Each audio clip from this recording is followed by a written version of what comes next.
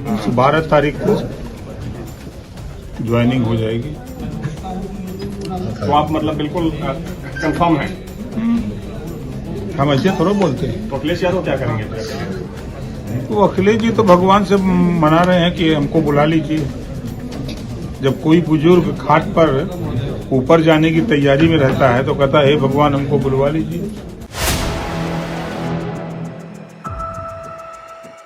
लोकसभा चुनाव जैसे जैसे नजदीक आ रहे हैं वैसे वैसे सियासी हलचल तेज होती जा रही है। यूपी में भी जयंत चौधरी को लेकर तमाम तरह की अटकलें तेज हो चली है कि जयंत चौधरी भाजपा के अगुवाई वाले एनडीए गठबंधन का हिस्सा बन सकते। दरअसल भाजपा की नजर पश्चिमी उत्तर प्रदेश पर है, जिसको देखते हुए भाजपा ने आरएलडी को ऑफर दिया है। खबरें हैं कि भाजपा ने जयंत चौधरी की पार्टी को 2 से 3 सीटों की पेशकश की है। इसके साथ ही राज्यसभा की भी एक सीट ऑफर की है। वहीं ऐसी खबरें भी हैं कि सपा की ओर से आरएलडी को दी गई 7 लोकसभा सीटों पर सहमति नहीं बनी है। वहीं सियासी उठापटक के बीच सुभाषपा प्रमुख ओपी राजभर का बड़ा बयान सामने आया है।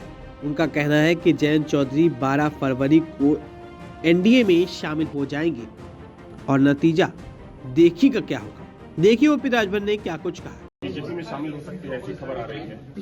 12 तारीख को ज्वाइनिंग हो जाएगी। तो आप मतलब बिल्कुल कंफर्म हैं? हम ऐसे थोड़ा बोलते हैं। तो अखिलेश यादव क्या करेंगे?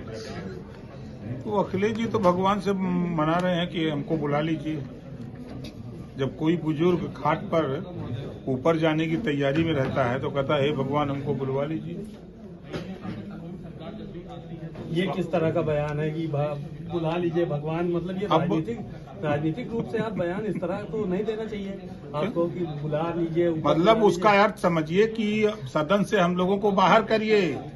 हम लोग अब सदन में नहीं रह सकते। सदन से बुला लीजिए। हाँ, सदन से बुला लीजिए। अखिलेश जी ने कहा था कि मंदिर विधायक सब जा रहे हैं, राम मंदिर दर्शन करने, पूछा गया तो उन्होंने कहा कि फोन आएगा तब मैं जाऊंगा। नहीं, भगवान का बुलावा, फोन नहीं, बुलावा नहीं कॉल बोले हैं, भगवान का कॉल आएगा, भगवान नहीं, बुलावा आएगा तब। हम तो बुलावा हम लोगों से अच्छा सामने देखिए। चलिए, बुलावा या काल मान लीजिए। तो काल तो आता है, बुलावा तभी आता है जब जाने का टाइम आता है। तो सदन से जाने का टाइम आएगा, चले जाएंगे। इन सब खबरों के बीच आपको ये भी बता दें कि मुजफ्फरनगर में लोकसभा प्रत्याशी को लेकर सपा और आरएलडी में खींचतान मची हुई थी। एक तरफ जहां सपा चाहती थी कि हरेंद्र मलिक को वहां से चुनाव लड़ा जाए, तो वहीं सपा हरेंद्र मलिक के आरएलडी से टिकट पर लड़ाने की तैयारी में थी। तो दूसरी तरफ आरएलडी के कई स्थानीय नेता इसके विरोध में थे और वो नहीं चाहते थे कि हरेंद्र मलिक को मुजफ्फरनगर सीट से चुनाव लड़ाया जाए। गौरतलब है कि 19 जनवरी को अखिलेश और जयंत चौधरी की मुलाकात हुई थी। दोनों के बीच लोकसभा सीटों को लेकर डील भी हो गई थी, लेकिन अब सपा और आरएलडी के बीच पेच फंसता हुआ नजर आ रहा है। तो वहीं आज मोदी सरकार ने देश के पूर्व प्रधानमंत्री और जयंत चौधरी के दादा चौधरी चरण सिंह को भारत रत्न देने का बड़ा ऐलान कर दिया है। इस ऐलान के बाद पीएम मोदी के ट्वीट पर कोट ट्वीट करते हुए जयंत चौधरी ने लिखा है कि दिल जीत लिया। अब देखना, जयंत चौधरी के इस ट्वीट के कई मायने निकाले जा रहे हैं।